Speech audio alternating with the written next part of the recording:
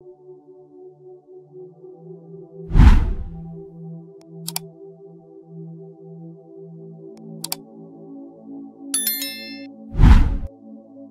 silêncio que sufoca. Quando a falta de disciplina é um grito interno ignorado. Você já sentiu que está se afastando de si mesmo 1 centímetro por dia sem perceber? Não é uma queda repentina, é uma erosão silenciosa. Algo vai se apagando dentro de você. E mesmo rodeado de pessoas, você se sente invisível, até para si. Você acorda, levanta, cumpre obrigações, mas lá dentro, algo grita. Só que ninguém escuta, porque esse grito não faz barulho. Ele ecoa no corpo tenso, no olhar perdido, nas promessas que você fez para si mesmo e não cumpriu. Existe um luto que não se veste de preto, que não recebe flores. É o luto por aquilo que você deixou de ser. Quando você promete que vai mudar e não muda. Quando diz que vai começar e não começa. Quando sente que precisa ser forte, mas se sabota. A dor não vem de fora. Ela nasce dentro, no espaço entre quem você é e quem você sabe que poderia ser. É nesse espaço que mora o sofrimento silencioso, e o nome dele é abandono interno. Ninguém nos ensinou que a falta de disciplina é, muitas vezes, um sinal de dor emocional. Não é preguiça, não é falta de caráter, é a alma dizendo: eu não aguento mais não ser ouvida. Marco Aurélio escreveu: a alma se tinge da cor de seus pensamentos. E às vezes, o que escurece a alma não é o que os outros fizeram com você, é o que você mesmo deixou de fazer por si. Na minha fase mais silenciosa, eu aprendi isso da forma mais dura. Eu achava que estava apenas cansado, mas não era cansaço, era desalinhamento, era viver fora do meu eixo. Eu estava presente no corpo, mas ausente na vida. E tudo começou pequeno. Um hábito adiado, uma escolha ignorada, uma voz interna calada dia após dia, até que a minha vontade de viver também começou a se calar. É por isso que a disciplina não é um fardo, ela é uma forma de cuidado, é um gesto de amor próprio. Disciplina não é rigidez, é reconexão. Quando você diz: eu vou fazer isso por mim, e faz, mesmo com medo, mesmo com cansaço, mesmo sem vontade, algo em você se reconstrói, algo em você volta a respirar. E talvez você esteja aqui agora, porque no fundo, algo em você também quer voltar a respirar, voltar a sentir que está no controle da sua própria história, voltar a caminhar com direção, mesmo que os passos ainda sejam pequenos. E é por isso que hoje a gente vai falar sobre disciplina, mas não como obrigação, como libertação. Agora, se estiver pronto, vamos continuar, porque existe força em você, mesmo que você tenha esquecido. E hoje, vamos lembrar juntos a ilusão da liberdade, quando fazer o que se quer te torna escravo de si mesmo. Existe um tipo de liberdade que aprisiona. Ela parece bonita, sedutora, envolvente. É a liberdade de fazer o que quiser, quando quiser, do jeito que quiser. Mas por trás dessa aparência de autonomia, muitas vezes existe um vazio, uma fuga, um descontrole que se veste de escolha, e quanto mais você foge de si mesmo em nome da liberdade, mais se perde. Sêneca dizia: a maior escravidão é ser escravo dos prazeres. E talvez você esteja vivendo isso sem perceber. Sempre dizendo: eu mereço, só hoje, não faz mal. Sempre buscando o próximo alívio, o próximo conforto, o próximo escape. Mas toda vez que você escolhe o prazer imediato em vez da direção, você perde um pedaço da sua soberania. Liberdade sem consciência é só um disfarce bonito para a desorientação. Neurologicamente, o que acontece é simples, mais profundo. Cada decisão impulsiva, cada fuga emocional ativa um circuito de dopamina no cérebro. E esse circuito não se alimenta de propósito, ele se alimenta de estímulo. Você não se vicia no prazer, você se vicia na promessa de que ele vai aliviar o incômodo. E quanto mais você alimenta esse ciclo, mais se afasta da dor e da transformação. Imagine um navio sem leme, ele flutua, ele até se move, mas não sabe para onde está indo. O mar decide por ele, as correntes o arrastam. E é exatamente isso que acontece com quem vive sem disciplina. Você se move, mas não avança. Você faz, mas não constrói. Você sente, mas não aprofunda. O que parece liberdade, no fundo, pode ser só desorientação emocional. Porque a verdadeira liberdade não é fazer tudo o que se quer. A verdadeira liberdade é ter direção. É poder dizer não ao impulso. Porque você tem algo maior a dizer sim. É saber que você não está à deriva, que existe um leme e que ele está nas suas mãos. Mesmo quando o mar estiver revolto, mesmo quando parecer que você não sabe para onde ir, você ainda pode escolher. E escolher com consciência é o primeiro ato de libertação. O vício invisível da autossabotagem. Como a mente cria armadilhas emocionais para te proteger do sucesso. Às vezes, quem mais te atrasa é você mesmo. Não porque quer, mas porque aprendeu inconscientemente a se proteger do que mais deseja. Existe um tipo de medo que não grita, ele se disfarça. Ele se apresenta em forma de procrastinação, desânimo, distrações pequenas. Ele convence você de que está tudo bem adiar mais um dia, mas por trás da demora há uma tentativa de autoproteção. A mente faz isso porque associa o sucesso à exposição, a mudança à ameaça, o crescimento à possibilidade de falhar. Então, para te proteger da dor, ela te afasta do caminho. Não por maldade, por instinto. A procrastinação muitas vezes não é preguiça, é uma defesa. O conforto às vezes não é escolha, é escudo. E assim, sem perceber, você se vicia em se manter no mesmo lugar. A disciplina exige confronto. Confronto com seus medos, com sua imagem idealizada, com a ideia de que, se tentar, pode não conseguir. E por isso muitos preferem não tentar. Ficar na zona conhecida é mais seguro, mesmo que doa, mesmo que frustre, mesmo que aprisione. Eu falava sobre a sombra, a parte de nós que rejeitamos, ignoramos, negamos. Quando você se recusa a aceitar suas fraquezas, sua indisciplina, sua dor, elas se tornam mais fortes.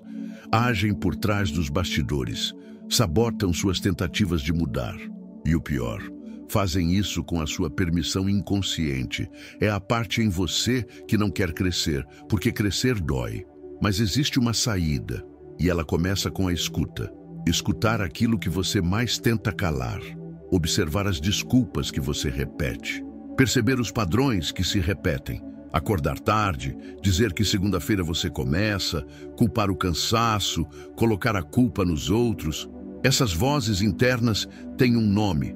Elas se chamam medo. Medo de não ser bom o suficiente.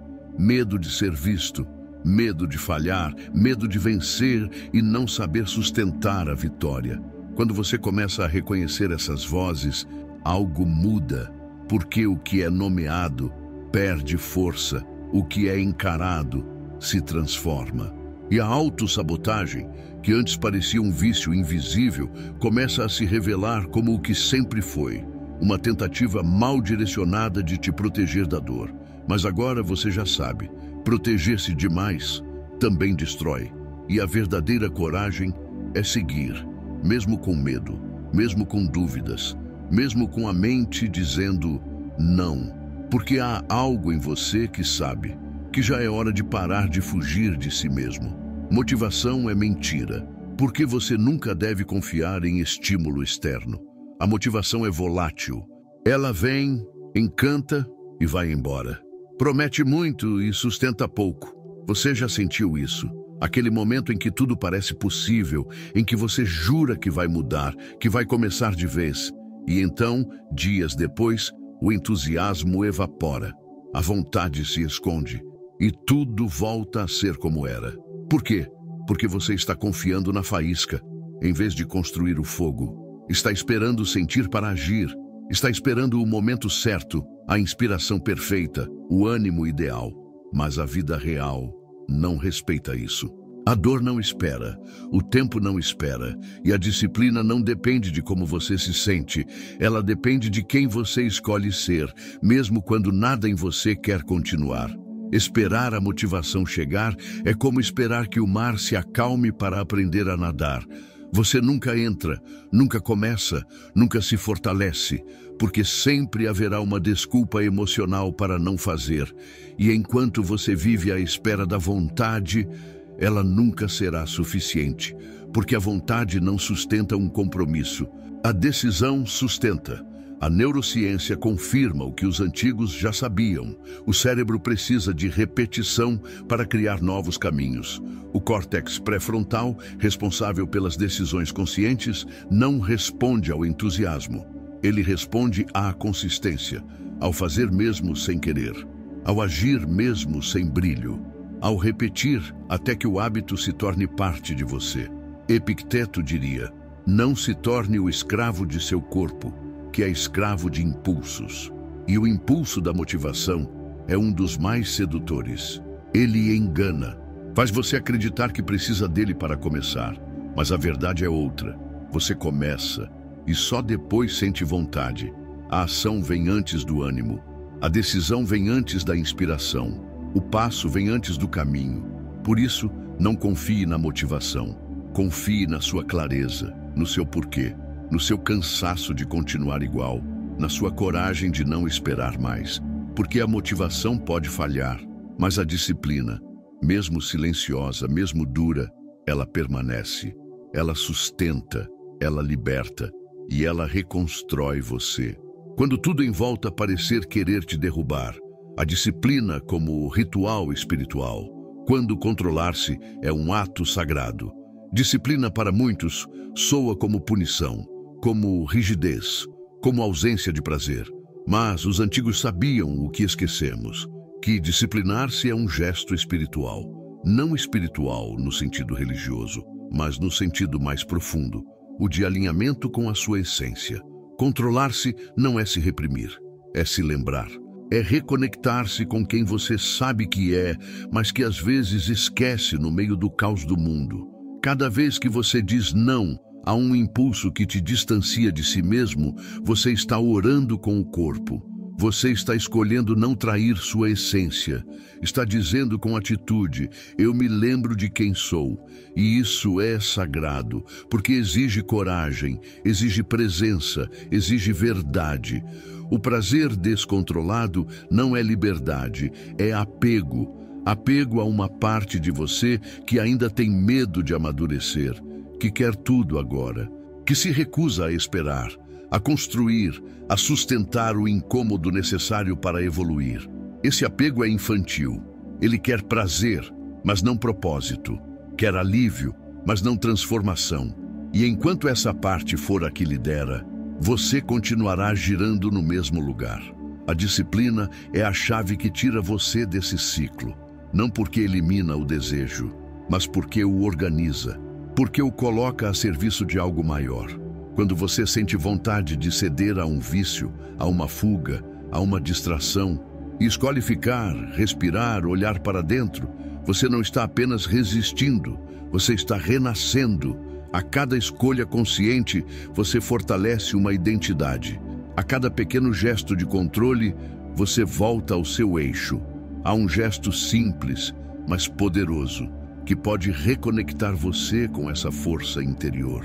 Quando a vontade de ceder vier, pare, respire 3 vezes, coloque a mão sobre o peito e pergunte com sinceridade: isso me aproxima ou me afasta de quem eu quero ser? Essa pergunta não precisa de resposta racional. O corpo responde, a alma responde, porque no fundo você sempre sabe.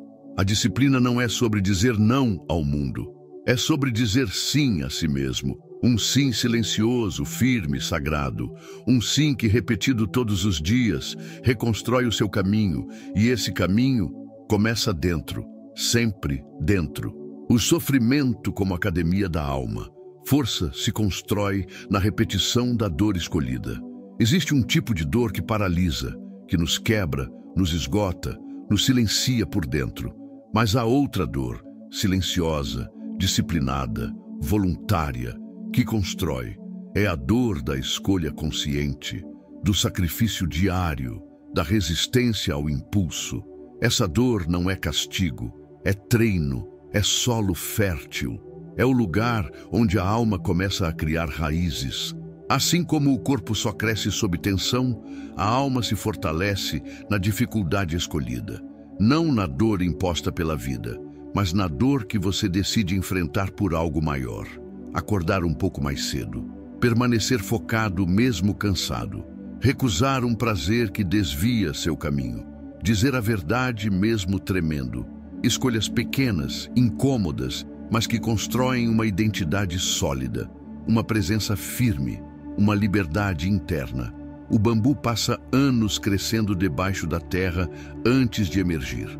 Ele se curva com o vento, mas não se quebra, porque está enraizado, e é isso que a disciplina oferece: raízes, força subterrânea, capacidade de dobrar, sem desabar.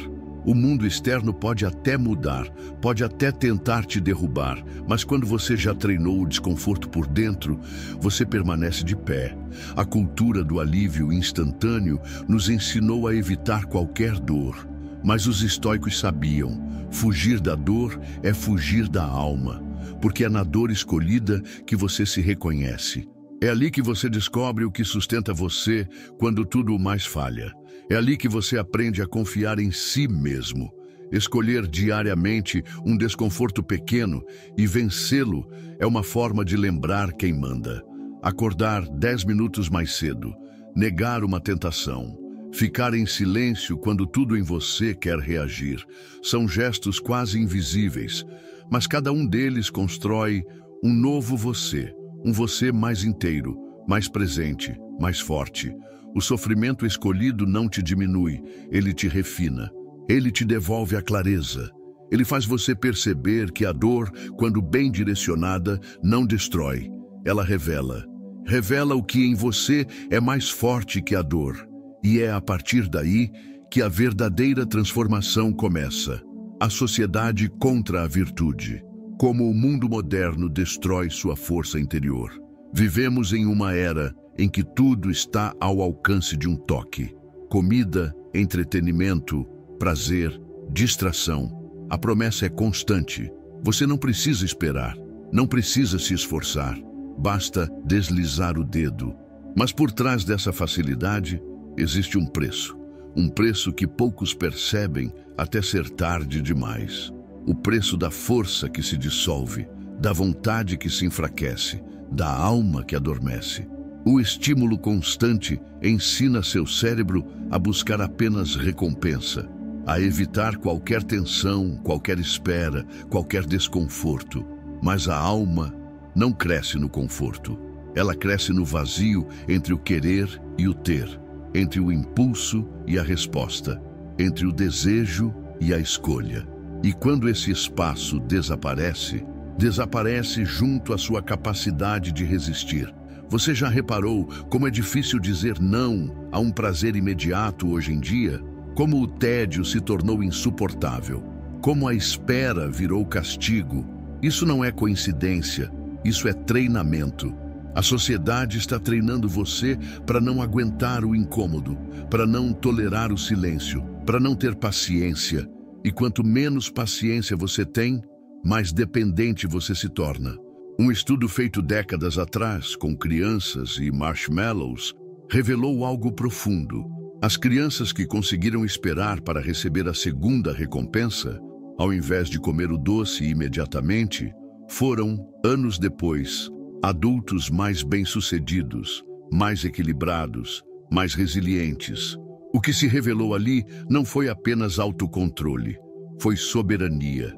Capacidade de adiar o prazer em nome de algo maior. Os estoicos sabiam disso e por isso treinavam a privação. Dormiam no chão, passavam frio, comiam pouco, não por ascetismo cego, mas para lembrar quem era o Senhor e quem era o servo, para lembrar que o corpo, com todos os seus desejos, não deveria comandar a alma, e que numa sociedade que vive dizendo siga seus impulsos, resistir é um ato de soberania. Hoje, resistir é revolucionário. Recusar a gratificação imediata é um gesto de força. Manter-se firme quando tudo convida ao excesso é virtude.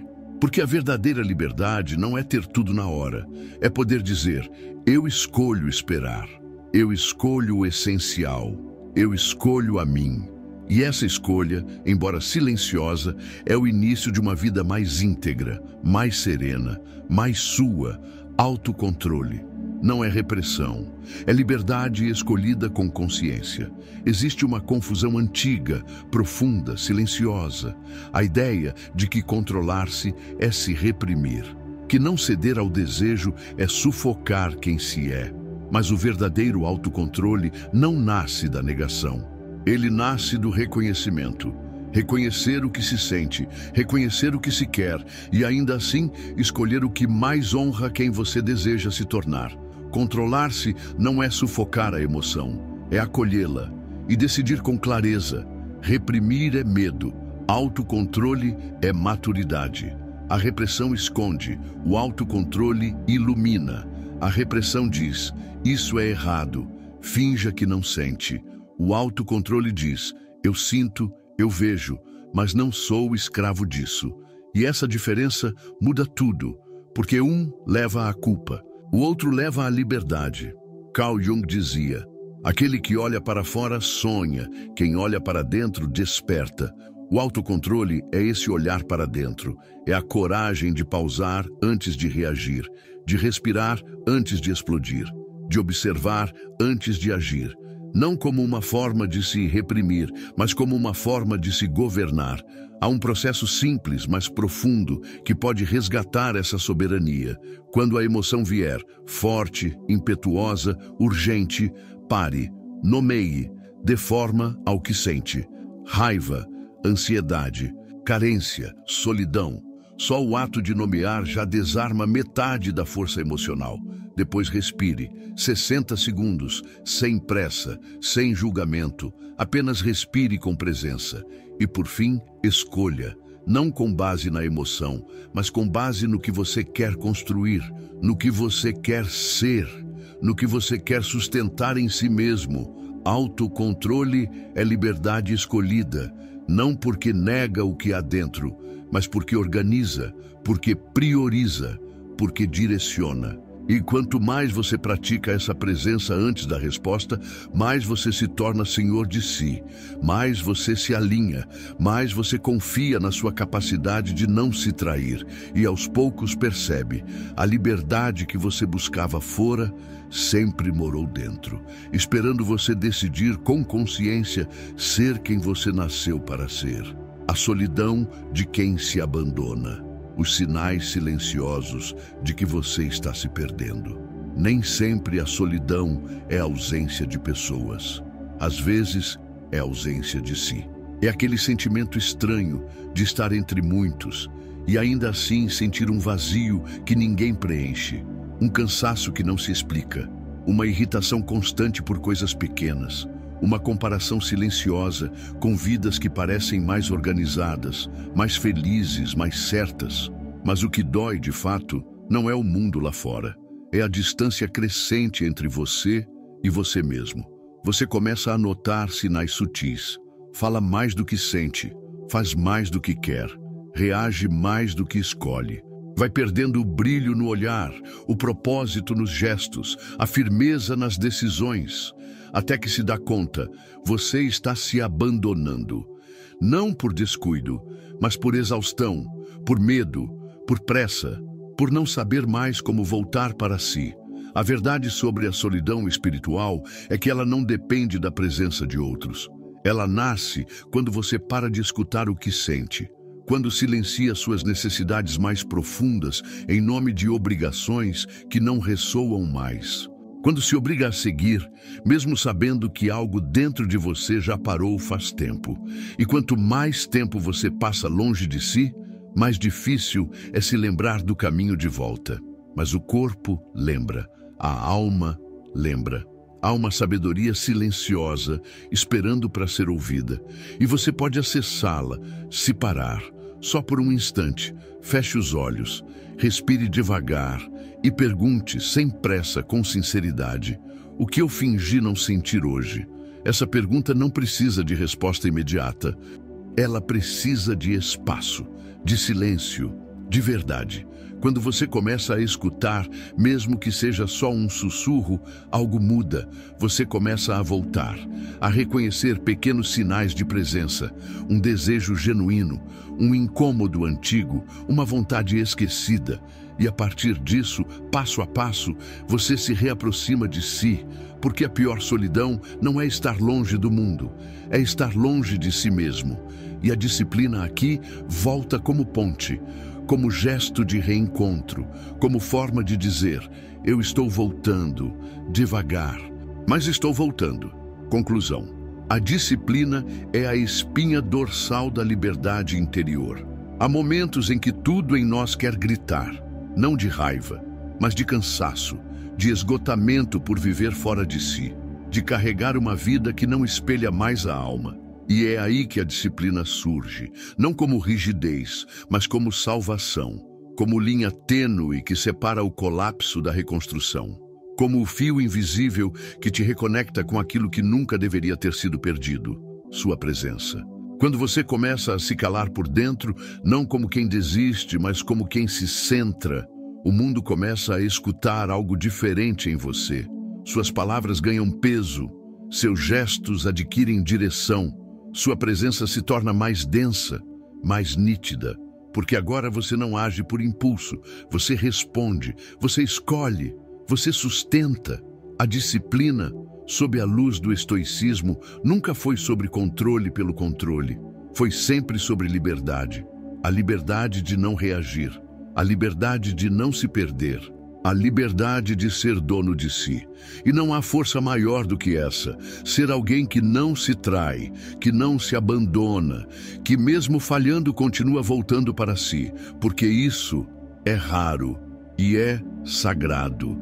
A promessa estoica da autodisciplina não é perfeição, é presença, é a capacidade de permanecer inteiro mesmo nos dias em que tudo dentro de você quer fugir. É saber cair e ainda assim continuar. Marco Aurélio, Epicteto, Sêneca, todos eles sabiam que o caminho não é reto, mas é possível. E ele começa onde você está, no silêncio do seu quarto, no incômodo do seu peito, no primeiro passo que parece pequeno, mas carrega um mundo dentro. Se você sente que precisa mudar, não espere, não racionalize, não negocie com a parte em você que sempre adia. Comece, mesmo caindo, mesmo com medo, porque os estoicos também começaram assim, caindo, e foi justamente aí que encontraram sua força, a força que não faz barulho, mas sustenta tudo. A força de ser fiel a si, mesmo quando ninguém vê, mesmo quando tudo duvida, mesmo quando dói, porque a disciplina, no fim, é o mais silencioso e poderoso ato de amor próprio.